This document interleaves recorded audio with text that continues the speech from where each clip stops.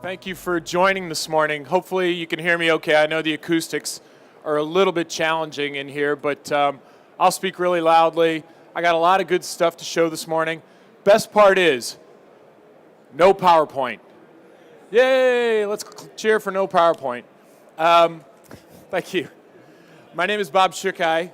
I am the head of advanced product innovation at Thomson Reuters.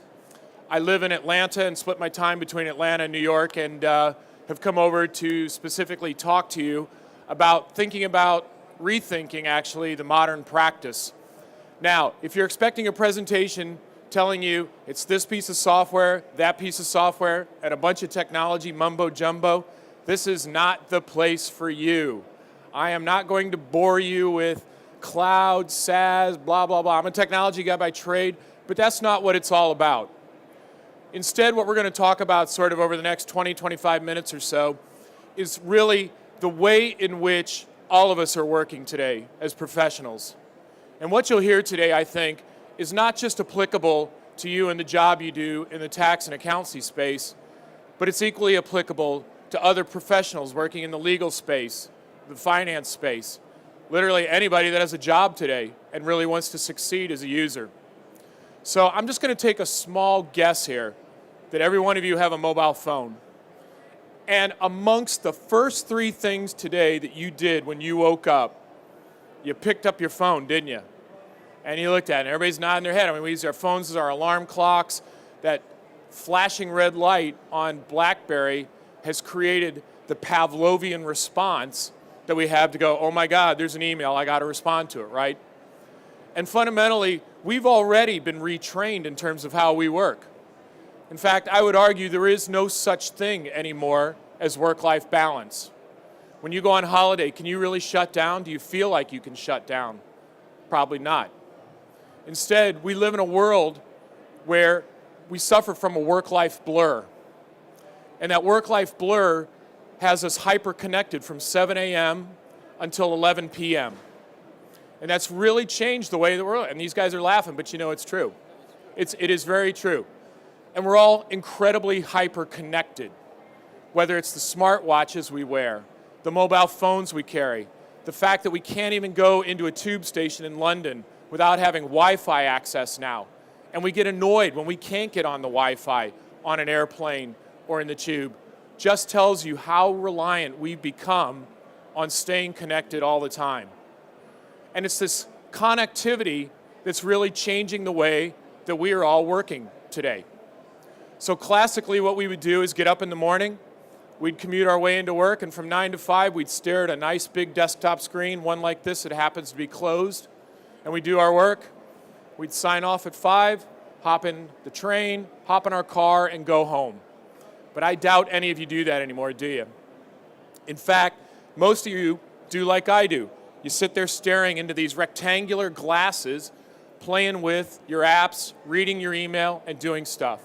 And since you're nodding here and smiling, can I ask you for a small favor? Would you mind telling me and tell the audience what your favorite app is on your phone, out of curiosity? Facebook. Why do you like Facebook so much? So just tell me real quick, just turn around real quick so they can see you. Because you can see everyone and you're connected, right. Now, because I told you you have the best seat in the house, would you mind if I picked on you as well? I mean, this is like an American thing. We always do. We engage the audience. You guys are like, oh, God, please stop. But trust me, there's a point in doing this. Thank you, Alia. So would you mind just tell the audience your favorite app and why? Probably Facebook as well. Oh, another Facebook. Okay. And yeah. LinkedIn. And which one? LinkedIn. Okay. And what do you like about that? I check what is going on with my colleagues, contacts, clients. And then I switch to Facebook where I have social groups. We have social, yep. Yeah. Okay. And check what is going on, what people are talking about, and if they are saying something right and not swearing in the group or something. Right. You know, something I can administrate. So. Great, thank you. So I'm going to pick on one more person here. Who wants to be a guinea pig? You're kind of smiling a little bit too. Do you mind? Favorite app and why? I think for personal things, Facebook, and for businesses, Twitter. Twitter. Okay. And why do you like Twitter?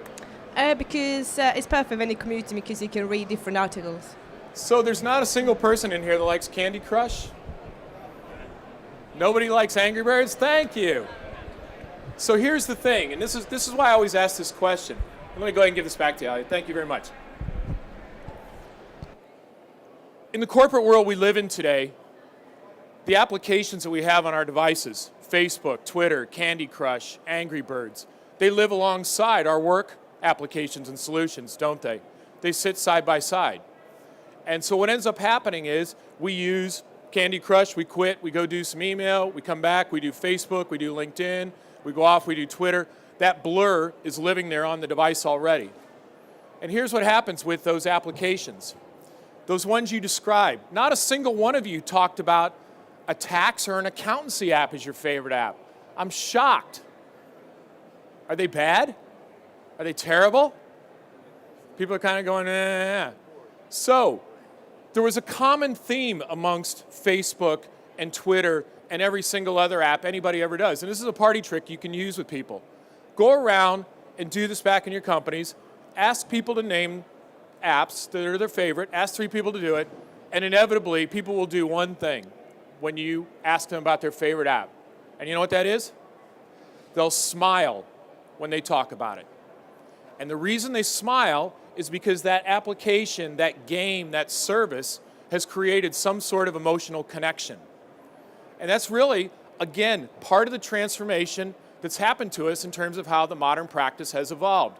We are falling passionately in love with the devices and the applications and the services that we use. So why should it be any different in the products that we build professionally? Why shouldn't the tax product we use, or the legal product we use, or the financial services product we use make us smile, or at least not make us grimace? Because this is a part of our daily living. So in the products you create, the products you develop, the products you use, that's one of the things that you should always be looking for, are products that create that sort of emotional connection for you to come back to. So that's one way the practice is changing. But here's where I think the real future about the practice changing is important for all of us. And it comes down to 2 words. It's 2 words that we look at within Thomson Reuters that I've been kind of pitching along and telling a story on, and it's how we're developing our products for the future today. And it's called the continuous customer, or the continuous client. So what do I mean by the continuous customer or the continuous client? 7 a.m. you touched your phone, didn't you? And you're off and you're doing your email. 8 o'clock, maybe you're out and you're going to go for a run, or you go to the gym, right? And you put your headphones in and you're listening to your iPod. That's another opportunity for me to engage with you with content. You get on the tube. You're on the tube. You got the Wi-Fi. You got some connectivity. You're offline. Again, another opportunity for you to interact with information. You get to your work office. You're going to sit there and you're going to work on the computer 9 to 5. I don't give a rat's about any of the other devices you're going to touch during 9 to 5. I'm not going to try to replace the desktop solutions that you have. 5 o'clock, you hop in your car, you hop back on the underground, you go home. There's another opportunity for information. You go to bed, you're laying in bed next to your spouse, your dog, your significant other, whomever it happens to be, whatever it happens to be. You're sitting there with your iPad. That's the last thing you look at before you go to sleep, and then the lights go out. So this notion of continuous client is all about the fact that you're continually going to have information coming to you. And because of that, what we're going to be thinking about and what we're going to be doing as providers of information and services to you is to try to think about how we make the products and the offerings personal, contextually relevant, and appropriate for the screen that you're dealing with. So when you wake up in the morning, my goal is not to take this big desktop experience and jam it onto your iPhone or your BlackBerry. It's about telling you what you need to know when you got up at 7 o'clock before you go have breakfast or before you go hit the treadmill. When you get into your car, when you get ready to go to work, I'm going to take a look at how long is that travel going to take to get from your home to the office. And I'm going to spin up for you a personalized audio package of information that you can use that's going to take you to your desk. It's already sounding creepy, isn't it? There's more. Don't worry. I'll show you what more looks like with this. You'll get to the office, you'll do your job as you see fit. You get back into the car, you get back and ready to go home. I know how long that commute is. I'm going to pull out the 10 most important stories that you need to know for the next day. Maybe it's a watch list of companies that you care about. Maybe it's tax rulings that you're going to be interested in knowing what happened in the courts that day. And I'm going to package that up again and present it to you on the device that you want.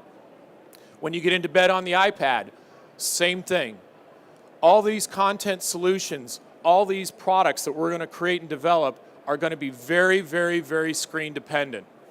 And one of the products that I think does this exceptionally well, that a lot of people are really interested in seeing,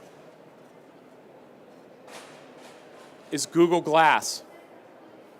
Some smiles. A few people actually recognize Google Glass. And through the wonders of technology, I'm going to be able to actually show you what's going on with my Google Glass here as soon as we pop it up. We'll get it running here.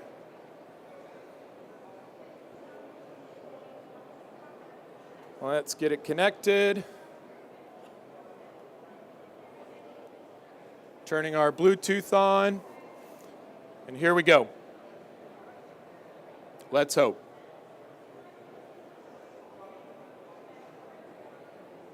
Now, through the wonders of technology, here comes Google Glass just for you. So what you're going to be able to do is you're going to be able to see what I see on my device. Now, back to what I was talking about with contextually relevant information. Google is already doing this today. So when I go and I look at my glass, it's looking at my calendar. It knows that I was at the Costa Coffee down the A3 in Surrey the other day, and it's telling me that it's an hour and 49 minutes to get there in current traffic. It already knows without me asking that I follow the St. Louis Cardinals. And so it's prepping me up for that game that's coming later on. It knows that there are 6 attractions around me that are of interest, and it's pushing these into my field of vision. It knows that there are 14 spots nearby. This is what the power of contextual information is all about. These are things being presented in my field of vision that I didn't have to ask for.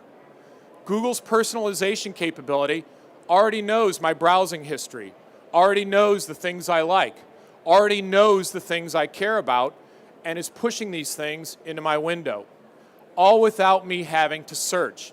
Now, I could search if I wanted to. Okay, Glass, Google, customs rulings. There we go. Stuff is already in my field of vision. This is really powerful stuff when you think about it. You could be going for a run in Hyde Park, and suddenly something hits you. And all you'd have to do is a voice-based search and have this kind of information pushed to you and read to you.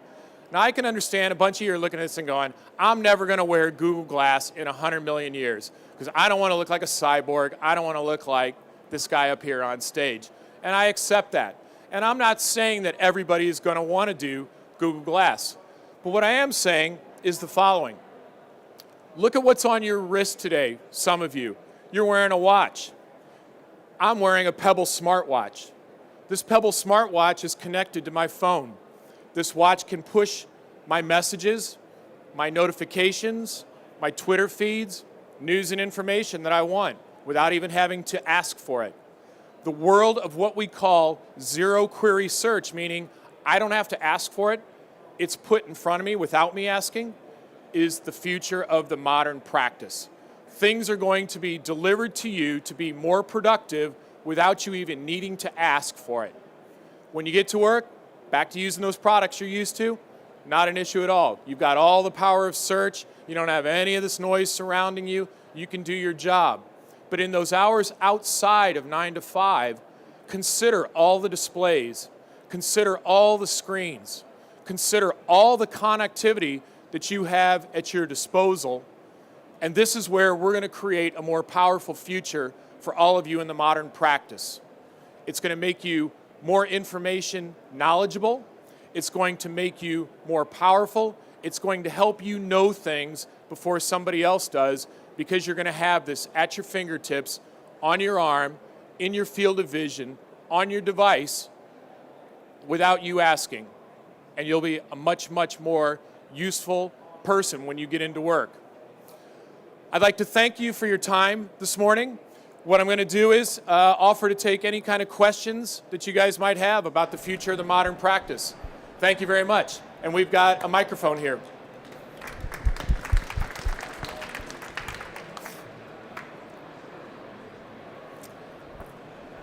Anyone with a question? Yeah, go for it. We'll just grab the microphone here. Hi, Bob. That was really good. With screen technology, that's changing now with infrared screens coming up, and also YUM technology with flexible screens too. Could you explain to the audience a bit more about that? Yeah, sure. So the question that he was asking is about, the changing screen technologies that are coming, and Arizona State has been one of the pioneers in flexible or wearable-based screens that can actually wrap around your arm, and they've been developed and used already in the battlefield for the military. And these are the types of devices that you're going to see. Stuff is going to come in multiple form factors. When we think about the future, so this year, 7 billion people will have a mobile phone. Remarkable number. The next 50 billion SIM cards that get sold will not be mobile phones, but will be devices that have SIM cards in them. It's called the Internet of Things. Every single thing is going to have an internet address and is going to be capable of putting information to you, whether it's a wrapped screen display, your refrigerator, you name it, it's going to be connected. And the power of technology is going to make all this stuff possible for you without you even asking for it. It's all there. Thanks. Great question. Hi there. How do you see this? Do you think it goes with or against the whole Thrive third metric, Arianna Huffington, what is very much in fashion at the moment in terms of moving away from technology and more towards quality of life, redefining success? It's a great question, and I actually talked about this with somebody yesterday.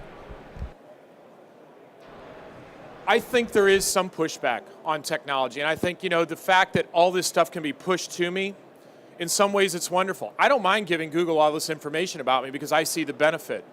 But it also takes away from the serendipity of discovery, right? Where you're out running and you just have that aha moment. I think the problem that we all have is that, everybody's unique and individual. And you get, for example, the working time directive, which the rest of the continent truly adopts and blesses. And in fact, you've probably seen the case in France where if you receive an email after work hours, shame, shame, shame, can't do that. Whereas in the UK, the US, it's almost a badge of honor, especially if you work, in the financial district, to put in 80, 90 hours. I think there is some pushback to that. I've seen, for example, one of the major financial banks now Excel color coding people on how many hours they put in. And when they see people putting in more than 80 hours a week on a continuous basis, they get highlighted red and they're told to dial it down. I think there is going to be some backlash to some extent, but by the same token, the things that I'm describing aren't necessarily about trying to force it on you. You still have a choice. When you're in your vehicle, if you want to listen to the shipping forecast on Radio 4, be my guest. I never got it, but if you like that, that's fine. But what I'd rather personally do on my commute into work is hear a 32-minute audio cast on technology companies I'm interested in. It happens to be my job, but it's also something I'm interested in. And I think if you can give people that choice of what they want, it just helps them be a little bit more productive in that time than otherwise they would. But I do agree. I think, there can be too much tech. You have to tell your kids, by the way, put down the phone sometimes. That's a useful thing to do. Remember, you're the parent. Yes, sir. Given the amount of information that you were talking about, and the fact that it's now, Google is now saying, right, I recognize your patterns, I'm going to build it for you. How do we, as chartered accountants, tax advisors, make our information interesting and relevant, given that I'm sure you'd be far more interested to know about the cardinals than we deal in a dull subject. It's not at the top of everybody's list. And, given that if information is going to be coming at you without you requesting it, how are we going to find our place in the pecking order of getting that stuff out to them? Because, we don't really stand a chance. It's a fair question, but you know what I think has helped the tax people more than anything? Do you really want to know? Apple, Starbucks, and Google. When they make headline stories for the amount of tax they've paid in the UK, suddenly it becomes sexy and interesting, right? Because Apple and Google and Starbucks are sexy and interesting companies. And the fact that Apple has all this money sitting offshore, right, and they've not repatriated it back to the United States, why are they doing that? For tax issues. So I think, the interesting thing that, with the explosion in technology, for good, better, worse, or somewhere in between, I think it's actually raised the entire subject around tax to a more interesting level. The fact that I read stories probably every month about Americans who are renouncing their citizenship because when they're overseas as expatriates, they don't want to pay the IRS anymore. You've got banks over here that don't want to set up accounts for people like me who have dual citizenship, American and British, because of the FATCA requirements, right? You don't want to have that burden of reporting. I think at the end of the day, it boils down to this. Is tax the most sexy subject on the planet? I don't know that it is or it isn't, but here's what I think, I would say, because we were talking about this before we started. There's a lot of really cool information out there, full stop, that a lot of companies can provide to you. There's a lot of open information you can Google. There's a lot of open data on solutions that can get mashed up.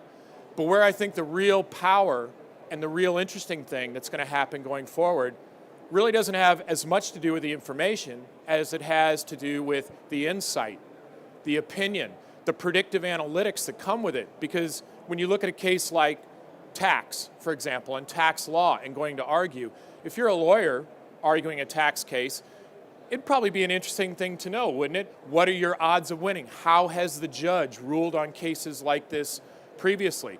How can I adopt kind of the mentality of Sky Bet and whether or not Arsenal's going to win tomorrow against Hull? Go Arsenal. Had to get that in because it's on video, so Arsene Wenger will be proud of me.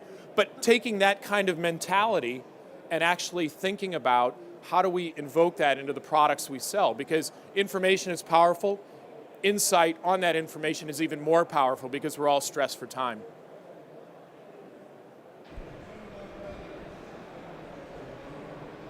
Yes, sir. How long before Google Car comes out? Before Google Car comes out, the driverless cars? So have you seen the latest videos on these?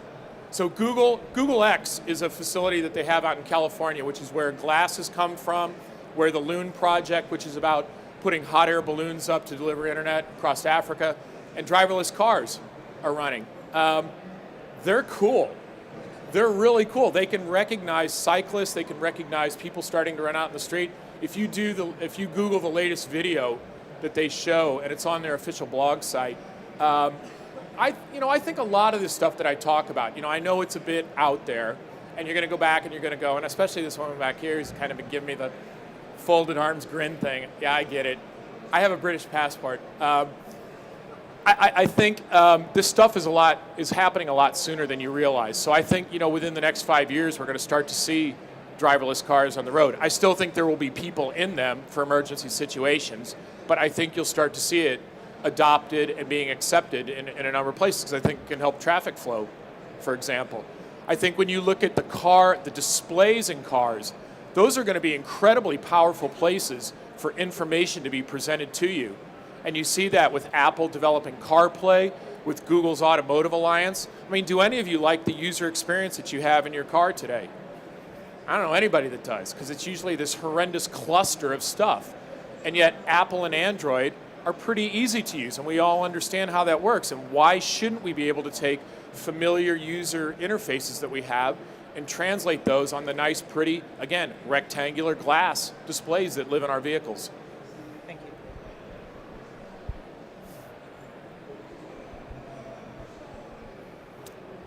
Any other questions? Brilliant. Well, again, I'd like to thank you so much for your time this morning. Really enjoyed the opportunity to speak to you on the future of rethinking the modern practice. Have a great day.